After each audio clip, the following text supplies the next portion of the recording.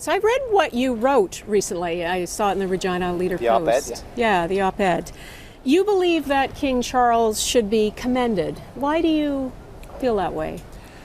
Well, for a number of things. I think he's way ahead of his time. And what I mean by that, he's been talking about protecting the land and water for over 50 plus years. And a lot of people thought he was crazy 40, 50 years ago, talking to plants and figuring out how everything works together.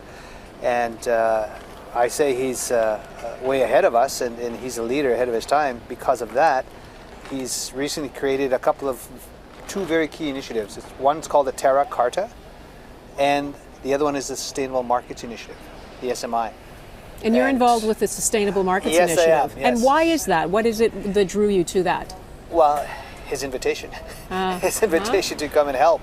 Because he gets it that Indigenous knowledge and elders' traditional knowledge and getting our worldview inside the private sector and inside the public sector and balancing development and finding that really, really good balance between the environment and the economy. He gets that, and he asked for help on that 4 years ago, 2019. He invited my wife and I to Clarence House, his personal residence. Now he's king. He has the power to convene, and he has the power to bring people together.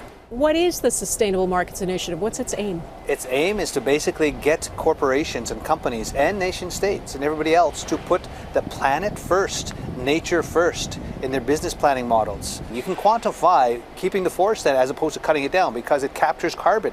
You can quantify having clean streams and lakes and waters and clean oceans.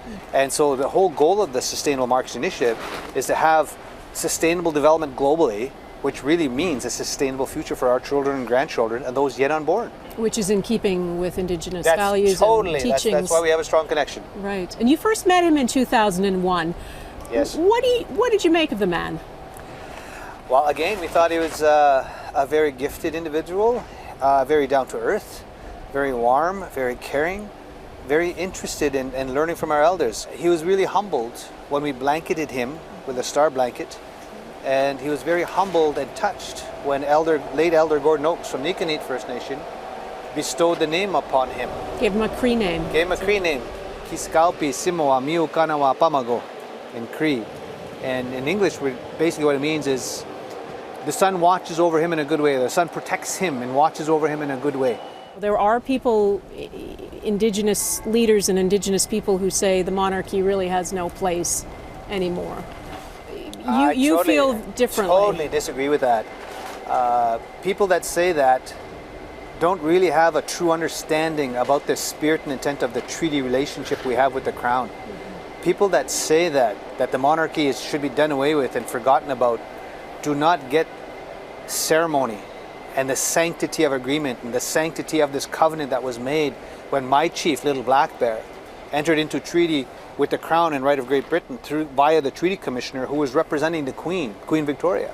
And those treaties, you believe, are sacred and enduring. They're sacred because there was a covenant with God, our Creator, and all of creation.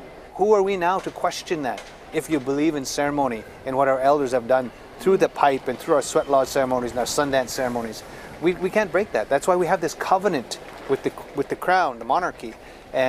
And we have ceremonies, we have songs. And you think that King Charles understands that? Totally gets it. But again, he has power to convene, bring people together. He has no direct line authority or mandate or power because, of course, we're a constitutional monarchy. And so we have a duly elected prime minister and the cabinet and privy council and all these things. So he gets that, and I get that. But there's still a very important relationship that must be upheld and must be maintained because of that sanctity of agreement. So what did you feel when you saw the coronation today? Oh, I was very happy. I was very, very proud. I was touched. I could see how touched he was, especially the part where William, when his son was involved. You could almost see him tear up or get emotional. Mm-hmm. And so it was very touching. And I think he's been trained well and has been patient well, and he stood up for causes and things he believes in. And now it's official.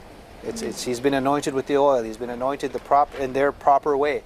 And I was very humbled and happy to be part of this ceremony. It's a ceremony. And do you have hope with this king and the future of Indigenous relations with people in Canada? Of course, there's no question. He's already made his trip to Canada in May when he was Prince of Wales, and he made a very strong, powerful statement up in the Northwest Territories about reconciliation and about listening to Indigenous peoples and learning from their stories, learning from the residential school history, learning from the Indian Act imposition, learning from that genocide and the colonization and all of that. And he also made strong statements about the United Nations Declaration on the Rights of Indigenous Peoples. And that's really a roadmap for reconciliation, not only in Canada, but throughout the world, if nation states give it legal effect. And in Canada, they've done that. So I have great hope.